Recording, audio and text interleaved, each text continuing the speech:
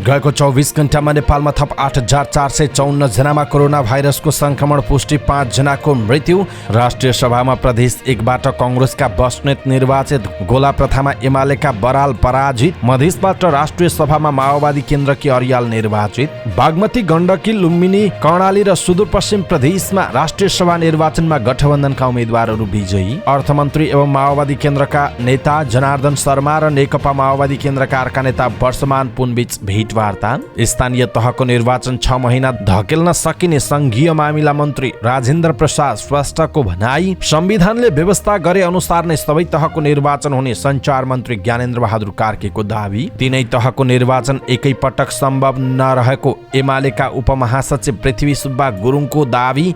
नेपालको जनसङ्ख्या 2,91,00,000 वृद्धि दर भने घट्यो। समायोजन भएर गएका कर्मचारीलाई सङ्घमा फर्काउन नमिल्ने सर्वोच्च अदालतको फैसला। सशस्त्र प्रहरीमा एआइजीको एउटा दरबन्दी थप्ने प्रस्ताव। गोङ्गबु सामूहिक बलात्कार 9 आरोपीलाई थुनामा पठाउन आदेश। देशमा भ्रष्टाचार र महँगी बढेको देखेर होला जनसङ्ख्या बढ्न डराएछ भन्दै कलाकार दीपक राज गिरीको व्यङ्ग्य। क्रिप्टो करेन्सी कारोबारीले प्रयोग गर्ने 30 उपकरण विमानस्थलबाट बरामद। एउटै गाउँमा 1.25 करोड भन्दा बढीको सुन्तला उत्पादन। कौरा खेलिरहेको अवस्थामा सर्लाहीमा 12 जना पक्राउ। शेयर बजार परिसूचक नेप्से लगातार चौथो दिन पनि घट्यो। बुधबार 2776.61 बिन्दुमा पुग्यो। उद्योग वाणिज्य महासंघका पूर्व अध्यक्ष मुरारका सहित 18 जना र 9 कम्पनी विरुद्ध भ्रष्टाचारको मुद्दा दायर।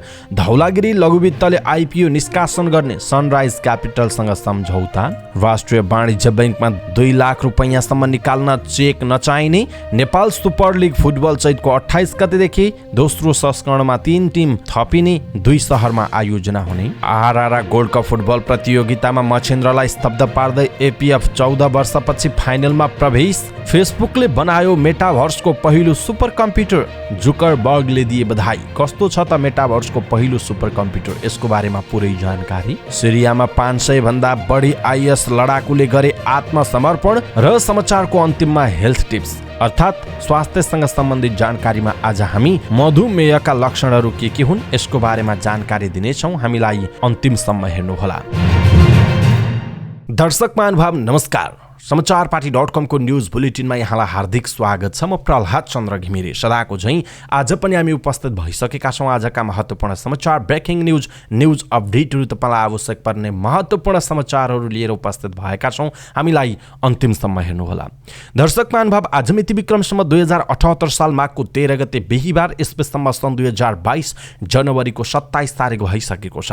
यहाँहरूलाई आवश्यक पर्ने महत्त्वपूर्ण देश तथा विदेशका ताजा घटनाक्रमहरू, न्यूज अपडेटहरू, ब्रेकिङ न्यूजहरू के छन् त, सरकारले कस्ता नयाँ नियम लिएर आएको छ, कोरोनाको अपडेट, लकडाउन अनि राष्ट्रिय सभा निर्वाचनको विशेष बुलेटिन हामी प्रस्तुत गर्छौँ। हामीलाई अन्तिमसम्म हेर्नुहोला। हाम्रो मेहनतका लागि यो भिडियोमा एउटा सानो लाइक अवश्य गर्नुहोला। दर्शक महानुभाव, पलपलको न्यूज अपडेटका लागि हाम्रो च्यानललाई अहिलेसम्म तपाईँले सब्सक्राइब गर्नुभएको छैन भने सब्सक्राइब गर्नुहोस् अनि नजिकै आउने बेल आइकनलाई क्लिक गर्नुहोला। दर्शक महानुभाव, देशभित्रबाट हेरिरहनु भएको छ भने आफू रहेको गाउँ, ठाउँ, सहर, जिल्लाको नाम लेख्नुहोला। विदेशबाट हेरिरहनु भएको छ भने कुन देशबाट हेरिरहनु भएको छ त्यो कुरा तलको कमेन्ट बक्समा कमेन्ट गर्नुहोला। दैनिक रूपमा हेर्नुहुन्छ भने रेगुलर भनेर लेख्नुहोस्। आज पहिलोचोटि हेर्दै हुनुहुन्छ भने फर्स्ट टाइम भनेर लेखिदिनुहोला। आउनुहोस् दर्शक महानुभाव, आजका महत्त्वपूर्ण समाचार सुरु गरौँ कोरोना अपडेटबाट। गएको 24 घण्टामा नेपालमा 8,454 जनामा कोरोना भाइरस कोभिड-19 को संक्रमण पुष्टि भएको छ भने 5 जनाको मृत्यु भएको छ। स्वास्थ्य मन्त्रालयका अनुसार 13,549 जनाको पीसीआर परीक्षण गर्दा 5,571 जना र 6,810 जनाको एन्टिजेन परीक्षण गर्दा 2,883 जना गरी 8,454 जनामा कोरोना भाइरस कोभिड-19 को संक्रमण पुष्टि भएको हो। गएको 24 घण्टामा 5 जनाको मृत्यु भएको छ भने 4,433 जना कोरोना संक्रमण मुक्त भएका छन्। अहिले देशभर 90,067 सक्रिय संक्रमित रहेको जनाइएको छ। बुधबार थपिएका सँगै नेपालमा कोरोना संक्रमितको कुल संख्या 10,54,088 पुगेको छ। यस्तै नेपालमा मृत्यु हुनेको संख्या 11,672 जना पुगेको छ भने 8,31,712 जना संक्रमण मुक्त भएको जनाइएको जनाइएको छ।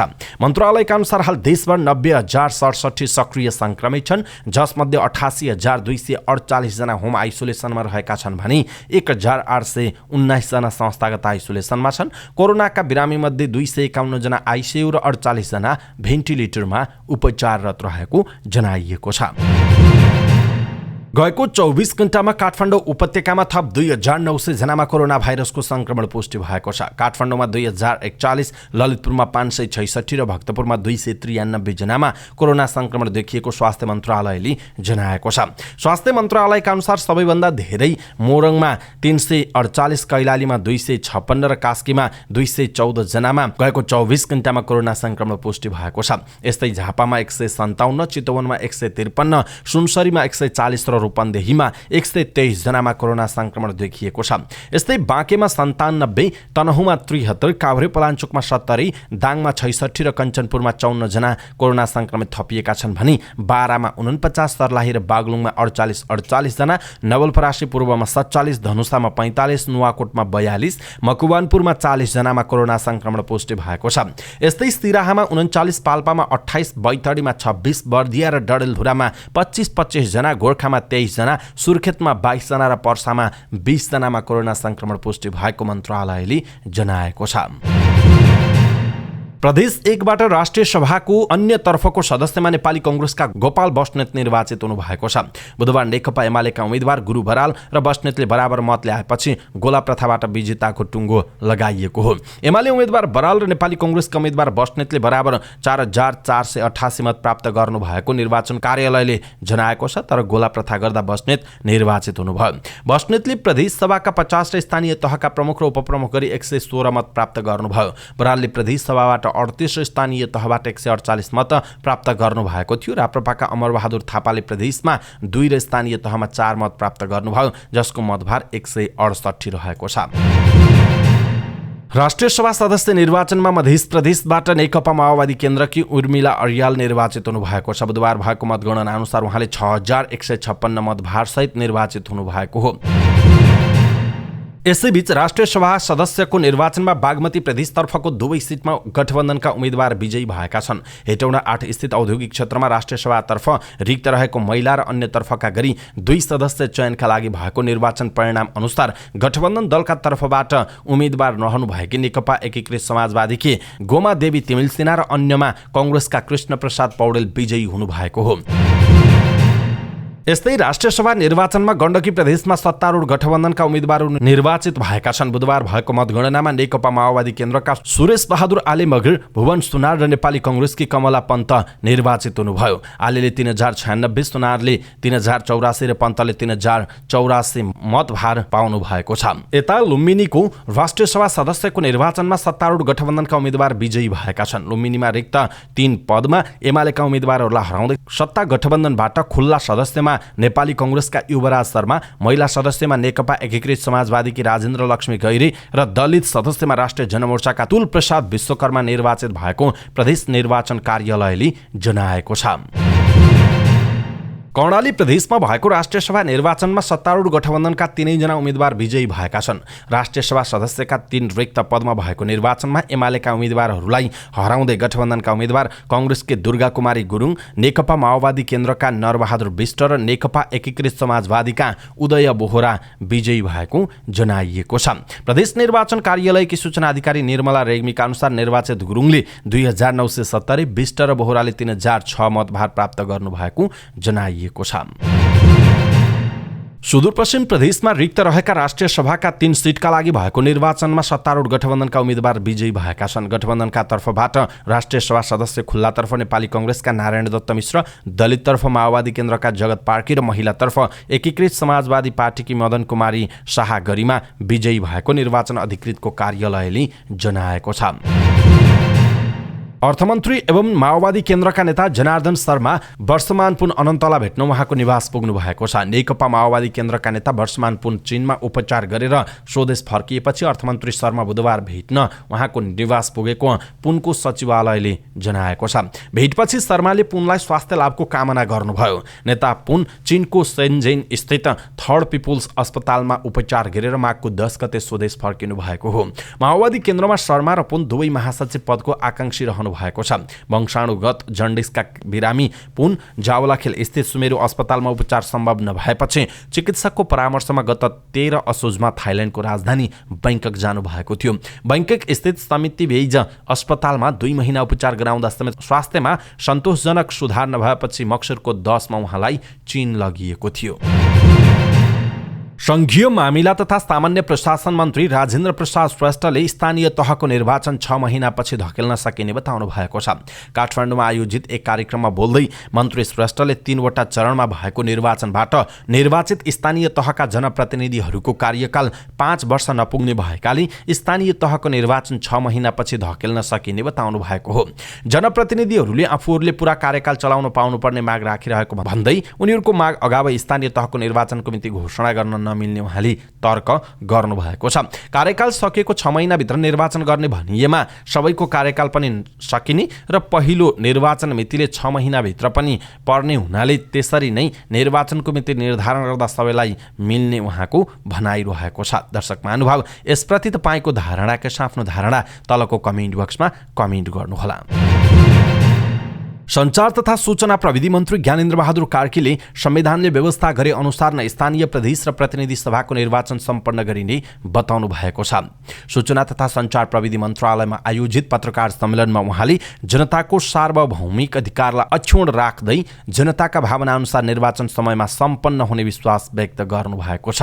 संसदलाई प्रभावकारी बनाउने दायित्व सरकारको मात्र नभई प्रमुख प्रतिपक्षको पनि भएको बताउँदै उहाँले एमाले लामो प्रजातान्त्रिक अभ्यासबाट आएको दल हुनाले यो मुद्दालाई राजनीतिको विषयवस्तु बनाएर जनतामा भ्रम सृजना नगर्न उहाँले सुझाव समेत दिनुभएको छ। सिंहदरबारको अधिकार र सिंहदरबारले प्रदान गर्ने सेवा सुविधा स्थानीय तहमै पुर्याउने परिकल्पना संविधानले गरेको बताउँदै उहाँले त्यो अधिकार र सेवालाई अझ प्रभावकारी बनाउने दिशामा यो सरकार प्रतिबद्ध रहेको पनि उहाँले बताउनु भएको छ। नेकपा एमालेका उपमहासचिव पृथ्वी सुब्बा गुरुङले सबै तहको निर्वाचन एकै चरणमा हुन नसक्ने दाबी गर्नुभयो। राष्ट्रिय सभा सदस्य निर्वाचनमा मतदान गरेपछि पोखरामा पत्रकारहरूसँग कुराकानी गर्दै उहाँले एकै तहको निर्वाचन पनि एक चरणमा गर्न सम्भव नहुने भन्दै स्थानीय तह, प्रदेश र प्रतिनिधि सभाको निर्वाचन एकै चरणमा गर्न सम्भव नहुने बताउनु भएको हो। 3 तहको निर्वाचन एकै चरणमा सम्भव छैन। एक तहको त एक चरणमा हुन सक्दैन, 3 तहको एकै चरणमा कसरी सम्भव हुन्छ उहाँको प्रश्न रहेको छ। उपमहासचिव गुरुङले सत्तारूढ गठबन्धनले आलटाल नगरी स्थानीय निर्वाचनको मिति तोक्नतिर लाग्नुपर्ने पनि बताउनु भएको छ। राष्ट्रिय सभा निर्वाचनका मतदाता पूर्व निर्धारित भएकाले हारजित पहिले नै अनुमान गर्न सकिने भएकाले यो ताजा जनादेश जस्तो नहुने गुरुङले बताउनुभयो। यद्यपि यो निर्वाचनले पनि केही सङ्केत भने गर्ने उहाँको भनाइरहेको छ। नेपालको जनसङ्ख्या 2,91,92,480 पुगेको केन्द्रीय तथ्याङ्क विभागले जनाएको छ। महिलाको सङ्ख्या 1,49,01,169 र पुरुषको 1,42,91,311 रहेको छ। अघिल्लो पटकको जनगणनामा नेपालको जनसङ्ख्या 2,60,00,000 रहेको थियो। अघिल्लो पटकको तुलनामा जनसङ्ख्या वृद्धि दर घटेको विभागले जनाएको छ। विभागका अनुसार यसपटक 0.93% को वृद्धि दर छ। अघिल्लो पटक 1% भन्दा बढी जनसङ्ख्या वृद्धि दर रहेको थियो। जनघनत्व 198 जना प्रति वर्ग किलोमिटर छ। विभागका अनुसार विदेशमा बसोबास गर्ने नेपालीको सङ्ख्या 21,69,478 रहेको जनाइएको छ। सर्वोच्च अदालतले 2 वर्ष अघि सरकारले गरेको कर्मचारी समायोजनलाई कानुन सम्मत ठहर्याउँदै समायोजन भएका कर्मचारीलाई फेरि सङ्घीय निजामती सेवामा फर्काउन नपर्ने फैसला गरेको छ। आफूहरूलाई असंवैधानिक रूपमा प्रदेश र स्थानीय तहमा समायोजन गरिएको भन्दै कर्मचारीहरूले आफूहरूलाई सङ्घीय निजामती सेवामा फर्काउनु पर्ने भनी दायर गरेको रिटमा सर्वोच्चले खारेज गरिदिएको हो। 3 सदस्यीय पूर्ण इजलासको यो फैसलापछि स्थानीय तह र प्रदेशमा समायोजन भएका कर्मचारीले सङ्घीय निजामती सेवाको सोही पदमा फर्कने बाटो बन्द भएको छ। यसअघि सर्वोच्च अदालतको विभिन्न इजलासले दिएको अन्तरिम आदेशका कारण उनीहरू फेरि सङ्घीय तहमा फर्किएका थिए। तर पूर्ण इजलासले अन्तरिम आदेश समेत बदर गरेकाले उनीहरू समायोजन भएकै ठाउँमा फर्किनुपर्ने बाध्यात्मक अवस्था सृजना भएको छ। दर्शक महानुभाव, यसप्रति तपाईँको धारणा के छ? आफ्नो धारणा तलको कमेन्ट बक्समा कमेन्ट गर्नुहोला। सरकारले सशस्त्र प्रहरी बलमा प्रहरी अतिरिक्त महानिरीक्षक AIG को एउटा दरबन्दी थप गर्ने भएको छ।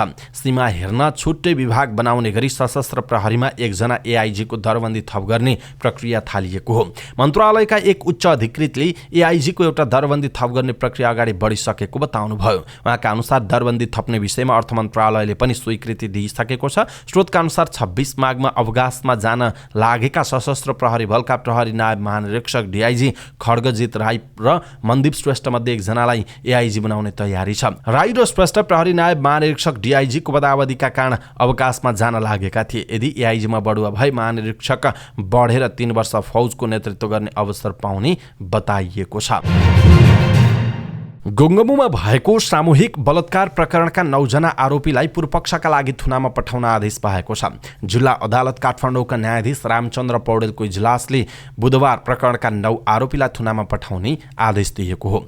अदालतको आदेशपछि मुगुका हिक्मत नेपाली, रतन नेपाली, सुरेश सेजवाल, दीपक नेपाली, शिवहरी बुढा, युवराज बडुवाल, हस्त नेपाली, चन्द्र साउद र अर्घखाँचीका गोपाल श्रीषलाई अदालतको आदेश अनुसार केन्द्रीय कारागार चलान गरिएको काठमाडौँ प्रहरीका एसपी दिनेश राज मैनालीले बताउनुभयो। उहाँका अनुसार अदालतले प्रतिवादी बनाइएका 3 होटल सञ्चालकसँग चाहिँ 3-3 लाख रुपियाँ धरौटी माग गरेको छ। उनीहरू धरौटी बुझाएर छुटेको बताइएको छ।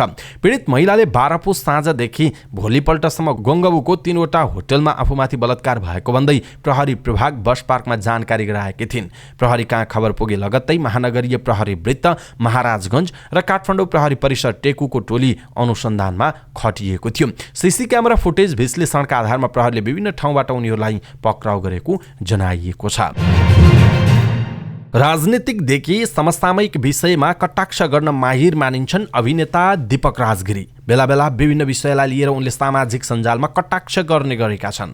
केन्द्रीय तथ्याङ्क विभागले राष्ट्रिय जनगणना 2078 को प्रारम्भिक नतिजा सार्वजनिक गरेसँगै अभिनेता गिरीले फेसबुकमा देशका व्यथितिलाई लिएर कटाक्ष गरेका छन्। बुधबार सार्वजनिक नतिजा अनुसार कुल जनसङ्ख्या 2,91,92,480 पुगेको छ। वर्षौंदेखि बोलीचालीमा नेपालको जनसङ्ख्या 3 करोड बताइँदै आएको थियो। गिरीले नेपालको जनसङ्ख्याको प्रारम्भिक नतिजापछि कटाक्ष गरेका हुन्। उनले फेसबुकमा लेखेका 10 वर्ष भयो 3 करोड जनसङ्ख्या भनेको आज पनि 2,91 लाख मात्रै रहेछ। देशमा भ्रष्टाचार, महँगी, गरिबी, हत्या, हिंसा बढेको देखेर होला जनसङ्ख्या बढ्न डराएछ गाँठे। उनको यो पोस्टमा 500 बढीले कमेन्ट गरेका छन् भने थुप्रैले सेयर पनि गरेका छन्। दर्शक महानुभाव, दीपक राजगिरीको यो भनाइ तपाईलाई कस्तो लाग्यो? आफ्नो धारणा तलको कमेन्ट बक्समा कमेन्ट गर्नुहोला। नेपालमा प्रतिबन्धित डिजिटल मुद्रा क्रिप्टोकरेन्सीको कारोबारीले प्रयोग गर्ने 30 वटा विद्युतीय उपकरण काठमाडौँमा बरामद भएको छ। क्रिप्टोकरेन्सीको पासवर्डलाई सुरक्षित राख्ने प्रयोजनमा समेत प्रयोग हुने डिजिटल वालेट नामक उपकरण त्रिभुवन अन्तर्राष्ट्रिय विमानस्थल काठमाडौँमा बरामद भएको हो। हङकङबाट आएका ती सामग्रीप्रति शङ्का लागेपछि विमानस्थल भन्सार कार्यालयले परीक्षणका लागि प्रहरीको केन्द्रीय अनुसन्धान ब्युरो CIB-मा पठाएको थियो। ब्युरोका डीआइजी धीरज प्रताप सिंहले भन्नुभयो, यो सामग्री क्रिप्टोकरेन्सी कारोबार गर्नेले पनि प्रयोग गर्छन् भन्ने खुलेको छ, त्यसैले नष्ट गर्ने प्रक्रिया थालेका छौँ, उहाँको भनाइ छ। उहाँका अनुसार विमानस्थल भन्सारले केही साता अघि नै सामग्री जाँचका लागि पठाए पनि हालै नष्ट गर्ने प्रक्रिया अगाडि बढेको छ। प्रहरीका अनुसार यो सामग्री कम्प्युटरमा भएका अन्य फाइल वा पासवर्डहरूलाई लुकाउन पनि प्रयोग हुन्छ। क्रिप्टोकरेन्सीको डिटेल लुकाउन पनि प्रयोग हुने गर्छ। सिंहले भन्नुभयो, यो सामग्री चाहिँ के प्रयोजनका लागि नेपाल ल्याइएको थियो भन्ने स्पष्ट भइसकेको छैन। यो सामग्री अस्ट्रेलियामा बस्ने व्यक्तिले अनलाइन मार्फत खरिद गरेर नेपाल पठाएको खुलेको अधिकृतहरू बताउँछन्। बरामद उपकरणहरू हालसम्म प्रयोग नभएको जनाइएको छ। स्याङ्जाको एउटा गाउँबाट यसपटक 1 करोड भन्दा बढीको सुन्तला बिक्री भएको छ। स्याङ्जाको गल्याङ नगरपालिका 7 सिरौसा गाउँका किसानले यसपटक सुन्तला बिक्रीबाट 1 करोड 25 लाख भन्दा बढी आम्दानी गाउँमा भित्र्याएका हुन्। सिरौसाको नवदुर्गा फलफुल तथा कृषि समूहमा आबद्ध किसानहरूको मुख्य आम्दानीको स्रोत नै सुन्तला खेती भएको समूहका संयोजक भूपराज भण्डारीले बताउनुभयो। सिरौसा गाउँमा सुन्तला खेती गर्ने किसानहरू 2 वटा समूहमा आबद्ध छन्। 2 वटा समूहमा गरेर 62 घरधुरी समावेश छन्। समूहमा आबद्ध प्रत्येक घरधुरीले सुन्तला बिक्रीबाट न्यूनतम 1 लाख भन्दा बढी आम्दानी गर्ने गरेको उहाँले बताउनुभयो। गाउँमा सबैभन्दा पहिलादेखि व्यावसायिक रूपमा सुन्तला खेती गर्दै आएका संयोजक भण्डारीले मात्रै यो वर्ष सुन्तला बिक्रीबाट 17 लाख आम्दानी गर्नु भएको छ। गाउँमा सुन्तला बिक्रीबाट न्यूनतम 1 लाख कमाउने धेरै हुनुहुन्छ। उहाँले भन्नुभयो, 6-7 जनाले 4 लाखदेखि 17 लाखसम्म सुन्तला बिक्रीबाट आम्दानी गर्नुहुन्छ, उहाँको भनाइ छ। भण्डारीले मात्र गत वर्ष सुन्तला बिक्रीबाट 22 लाख आम्दानी गर्नु भएको थियो। यस वर्ष सुन्तला उत्पादनमा कमी भएका कारण आम्दानी घटेको उहाँको भनाइरहेको छ। यस वर्षदेखि यो ठाउँलाई प्रधानमन्त्री कृषि आधुनिकीकरण परियोजना सुन्तला सुपर जोनको क्षेत्रभित्र यो ठाउँलाई पनि समेटिएको छ। गल्याङ 7 मा करिब 17,000 हेक्टर क्षेत्रफलमा सुन्तला उत्पादन हुने गरेको जनाइएको छ। बागमती नगरपालिका 3 बस्ने 34 वर्षीय ढलक भन्ने सञ्चर घिसिङको घरमा तास खेलिरहेको अवस्थामा घिसिङसहित 12 जनालाई मंगलबार राति प्रहरीले पक्राउ गरेको छ। उनको घरमा जुवा तास खेलिरहेको भन्ने सूचनाको आधारमा इलाका प्रहरी कार्यालय हरिवनबाट खटिएको प्रहरीले उनीहरूलाई नगद 4,84,050 रुपैयाँ र 16वटा कौडा सहित पक्राउ गरेको हो। यस सम्बन्धमा प्रहरीले थप अनुसन्धान भइरहेको जिल्ला प्रहरी कार्यालय सर्लाहीले जनाएको छ।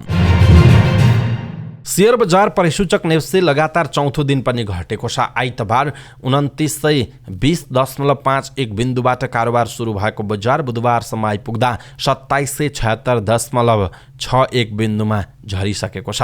साताको चौथो दिन बुधबार 38.45 अङ्कले बजार ओह्रालो लाग्यो। यो साता सरकारले विभिन्न क्षेत्रमा महामारीका कारण कडाई गरेका कारण तरलता सङ्कट कम भएर शेयर बजार बढ्ने अपेक्षा विपरीत सबै दिन ओह्रालो रह्यो। 4 दिनमा बजार 143.9 अङ्कले घटेको हो। बुधबार सबै उपसमूह रातामै रहे। त्यसमा पनि सबैभन्दा बढी वित्त समूहका लगानीकर्ताले गुमाएका छन्। बुधबार कारोबार रकममा समेत ठूलो गिरावट आएको छ। कुल 233 कम्पनीको 61,004 कारोबारबाट बुधबार 93,58,781 शेयर किनबेच भएको छ। यो किनबेचबाट 4,31,31,54,042 रुपैयाँको कारोबार भएको छ। बुधबार विन नेपाल लघुवित्त वित्तीय संस्था र बुद्धभूमि नेपाल हाइड्रो पावरको मूल्य सबैभन्दा धेरै 10% बढेको छ। त्यस्तै सिडिबी hydro, Sanima general insurance, Mailungkhola जलविद्युत कम्पनीका लगानीकर्ताले समेत कमाएका छन्। यस दिन Pokhara finance, central finance, Manushi लघुवित्त वित्तीय संस्था, समृद्धि फाइनान्स लगायतका कम्पनीका लगानीकर्ताले धेरै गुमाएका छन्। अनुमति पत्रमा तोकिएभन्दा बढी चुनढुङ्गा निकालेका सिमेन्ट उद्योगीहरूसँग राजस्व असुल नगरेर भ्रष्टाचार गरेको आरोपमा अख्तियार दुरुपयोग अनुसन्धान आयोगले नेपाल उद्योग वाणिज्य महासङ्घका पूर्व अध्यक्ष पशुपति मुरारका सहित 18 जना विरुद्ध भ्रष्टाचार मुद्दा दायर गरेको छ। अख्तियारले ती उद्योग स्तम्भद्ध 9 कम्पनीहरू विरुद्ध समेत मुद्दा चलाएको हो। उनीहरूमाथि 1,26,19 लाख रुपैयाँ राज्य कोषमा नोक्सान पारेको दाबीसहित भ्रष्टाचार मुद्दा दायर भएको छ। खानी तथा भूगर्भ विभागका निर्देशक रामप्रसाद घिमिरे, माइनिङ इन्जिनियर जयराम घिमिरे, कानुन उपसचिव सपना अधिकारी, उपन्यायाधिवक्ता चन्द्रकुमार पोखरेल, इन्जिनियरहरू प्रशान्त बोहरा, धर्मराज खड्का, लेखा अधिकृत श्रीभद्र गौतम, रिसर्च अधिकृत वसन्त अधिकारी, भूगर्भविद डाक्टर शौनक भण्डारी विरुद्ध भ्रष्टाचार मुद्दा दायर भएको हो। अख्तियारले सर्वोत्तम सिमेन्टका सञ्चालक विष्णुप्रसाद नेउपाने, सिद्धार्थ मिनरल्स प्रालिका पशुपति मुरारका, मारुति सिमेन्ट लिमिटेडका शरद गोयल, अन्नपूर्ण क्वायरिजका ऋषि अग्रवाल, उदयपुर मिनरल्सका प्रवलजङ पाण्डे, युनाइटेड सिमेन्टका नरेश दुगड, सोनापुर मिनरल्सका नेपेश तायल, कञ्चन क्वेरिजका भीमबहादुर थापा छेत्री र डोलोमाइट चुनढुङ्गा उद्योगका मानबहादुर श्रेष्ठ विरुद्ध भ्रष्टाचार मुद्दा दायर गरेको हो। यी उद्योगका सञ्चालकमाथि अनुमति पत्रमा उल्लेखित क्षेत्र बाहिर चुनढुङ्गा उत्खनन गरेर प्राकृतिक स्रोत साधनको दोहन गरेको र राजस्व चुहावट गरेको आरोप लागेको छ। धौलागिरी लघुवित्त वित्तीय संस्था लिमिटेडले सर्वसाधारणका लागि साधारण शेयर आइपिओ निष्कासन गर्ने भएको छ। संस्थाले सर्वसाधारणका लागि जारी गर्नुपर्ने आइपिओका लागि सनराइज क्यापिटल लिमिटेडलाई निष्कासन तथा बिक्री प्रबन्धकमा नियुक्त गरेको छ। बुधबार संस्थाको तर्फबाट प्रमुख कार्यकारी अधिकृत मीनबहादुर बोहरा र सनराइज क्यापिटल लिमिटेडका तर्फबाट प्रमुख कार्यकारी अधिकृत विजयलाल श्रेष्ठले सम्झौता पत्रमा हस्ताक्षर गर्नुभयो। धौलागिरी लघुवित्त राष्ट्रिय स्तरको लघुवित्त वित्तीय संस्थाको इजाजत प्राप्त गरी 2075 फागुन 1 गतेदेखि वित्तीय कारोबार गर्दै आइरहेको संस्था हो। यसले नेपालका 20 जिल्लामा 46 वटा शाखा कार्यालयहरू मार्फत कुल 191 जना कर्मचारी परिचालन गरी 34,438 सदस्यहरूलाई आफ्नो लघुवित्त सेवा प्रदान गर्दै आइरहेको जनाइएको छ।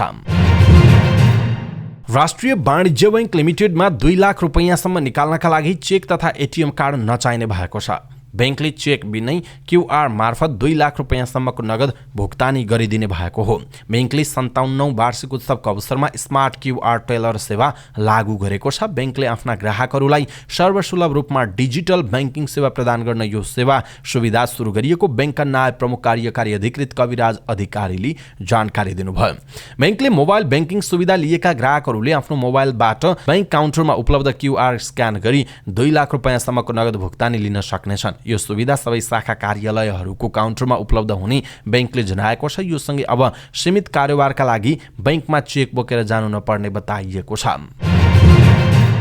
नेपालको पहिलो फ्रेन्चाइज फुटबल प्रतियोगिता नेपाल सुपर लिग NSL को दोस्रो संस्करण आगामी चैतबाट सुरु हुने भएको छ। आयोजक Nepal sports and event management NSEM ले बुधबार विज्ञप्ति जारी गर्दै 3 नयाँ टोली थप्दै चैतको 26 गतेदेखि NSL को दोस्रो संस्करण आयोजना गर्ने जनाएको हो। प्रतियोगिता 2079 जेठको 7 गतेसम्म आयोजना गरिनेछ। आयोजकले दोस्रो संस्करणका लागि यसअघिका 7 टोलीमा 3 टोली थप्दै 10 टिम खेलाउने बताएको छ। पहिलो संस्करणमा 7 टोलीले प्रतिस्पर्धा गरेका थिए। यस्तै दोस्रो संस्करणको प्रतियोगिताका खेलहरू 2 शहरमा आयोजना हुने आयोजकले जनाएको छ। यसअघि काठमाडौँमा मात्र भएको प्रतियोगिता अब पोखरा र काठमाडौँ 2 शहरमा हुनेछन्। आयोजकका अनुसार प्रतियोगिता पोखरामा सुरु हुने र त्यसपछिका खेलहरू काठमाडौँमा हुनेछ। त्रिपुरेश्वर स्थित दशरथ रङ्गशालामा आयोजना भएको पहिलो संस्करणको उपाधि विकेश कुथुको कप्तानीमा रहेको काठमाडौँ रेजर्सले जितेको थियो। नयाँ थपिने 3 टिमका लागि आयोजकले फेब्रुअरीमा अक्सन आह्वान गर्ने जनाएको छ। डिफेन्डिङ लिग च्याम्पियन मछिन्द्रलाई हराउँदै सशस्त्र प्रहरीको APF क्लब 14 वर्षपछि आहारा गोल्ड कप फुटबलको फाइनलमा पुगेको छ। 20औं आहारा गोल्ड कपको पहिलो सेमिफाइनल खेलमा बुधबार मछिन्द्रलाई 3-1 गोल अन्तरले पराजित गर्दै फाइनल यात्रा उसले सुनिश्चित गरेको हो। APF 2064 सालको 6औं संस्करणमा फाइनलसम्म पुगेको थियो, तर अर्को विभागीय टिम नेपाल पुलिस क्लबसँग 2-0 ले पराजित हुँदै उपविजेतामा सीमित रहेको थियो। अब अर्को सेमिफाइनल खेल बिहिबार मनाङ मर्साङदी र त्रिभुवन आर्मी क्लब बीच हुनेछ। 5 पटकको विजेता 3 स्टारलाई 1-0 ले हराउँदै सेमिफाइनल पुगेको आर्मी आहाराको उपाधि विहीन छ भने मनाङ मर्साङदीले सर्वाधिक 6 पटक उपाधि हात पारिसकेको छ। दर्शक महानुभाव, यसपालि आहाराको उपाधि कुन टिमले जित्ला आफ्नो धारणा तलको कमेन्ट बक्समा कमेन्ट गर्नुहोला। पछिल्लो समय नाम नै परिवर्तन गरी मेटा बनेको फेसबुक कम्पनीका CEO मार्क जुगरबर्गले मेटाभर्सको निर्माण गरिरहेको बताउँदै आएका छन्। मेटाभर्स वास्तवमा एक भर्चुअल संसार हो। मेटाभर्समा मानिसहरू भौतिक अर्थात् शारीरिक रूपमा उपलब्ध नभएर भर्चुअल रूपमा उपस्थित हुने गर्दछन्।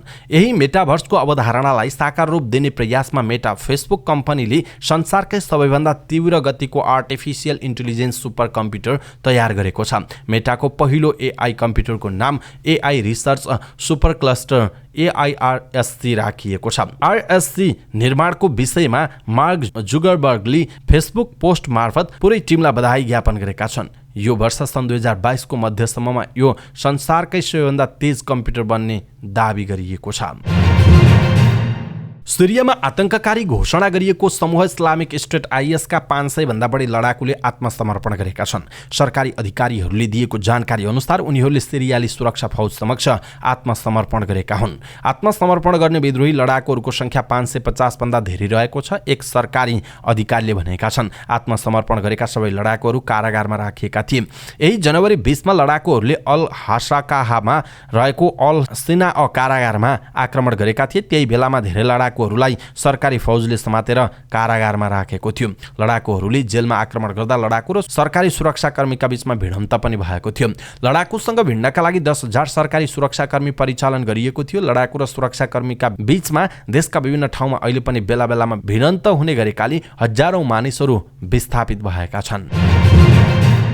र समाचारको अन्तिममा हेल्थ टिप्स अर्थात् स्वास्थ्यसँग सम्बन्धित जानकारी। आजको हेल्थ टिप्समा हामीले मधुमेहका लक्षणहरू के हुन् भनेर जानकारी दिँदैछौँ। हामीलाई अन्तिमसम्म हेर्नुहोला। सबै नेपालीहरूमा पुर्याउनका लागि यो भिडियोलाई सक्दो सेयर गर्नुहोला। आँखाको दृष्टिमा कमी आउनु, खुट्टा सुनिनु, चिलाउनु, घाउ चाँडो निको नहुनु, घाउ हुनु वा छाला उक्किनु, खुट्टा झमझमाउनु जस्ता लक्षण देखियो भने लापरवाही गर्नु हुँदैन। यस्ता लक्षण देखिने बित्तिकै मधुमेह जाँच गराउन आवश्यक छ, किनभने यी लक्षण मधुमेह हुँदा देखिन सक्छन्।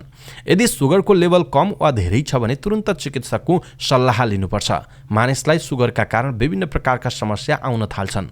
सुगरको समयमा नै जाँच गराउन आवश्यक छ, अन्यथा कहिलेकाहीँ यसले मानिसको मृत्यु समेत गराउन सक्छ। त्यसो त मधुमेहका प्रमुख लक्षणहरू के हुन् त? चाँडो घाउ निको नहुनु। जो व्यक्तिलाई मधुमेह भएको हुन सक्छ उसको रगतको प्रवाह पनि प्रभावित हुन्छ। यसकारण शरीरमा लागेका कुनै पनि प्रकारका घाउ चोटपटक निको हुँदैन। यस्ता घाउ चोटपटक निको हुन निकै समय लाग्छ। शरीरको छाला जानु। मधुमेह भएको व्यक्तिको खास गरी हात खुट्टा र घुँडाको छाला जान सक्छ र त्यो चाँडै निको पनि नहुन सक्छ। त्यसैले छाला गएको छ भने पनि मधुमेहको परीक्षण गराउनुपर्छ। अर्को हो हात खुट्टा झमझमाउनु। शरीरमा मधुमेहको लेभल बढेको छ भने हात खुट्टा झमझमाउने समस्या हुन सक्छ। यसलाई डायबेटिक पेरिफेरल न्युरोप्याथी पनि भनिन्छ। यो मधुमेहको सुरुवाती लक्षण मानिन्छ। खुट्टा सुनिन सक्छ। मधुमेह भएको व्यक्तिको खुट्टा सुनिन सक्छ। मृगौलाको काम गर्ने क्षमतामा पनि कम हुन थाल्छ। मृगौला फेल पनि हुन सक्छ। अर्को हो आँखाको दृष्टि कम हुनु। मधुमेह भएको व्यक्तिको आँखामा पनि कमजोरी देखिन सक्छ, जसलाई डायबेटिक रेटिनोप्याथी भनिन्छ। समयमा उपचार भएन भने आँखाको पुरै ज्योति गुम्ने खतरा रहन्छ। रगत सर्कुलेसन प्रभावित हुने भएकाले मधुमेह भएका व्यक्तिहरूलाई अन्य धेरै रोगको पनि खतरा हुन्छ।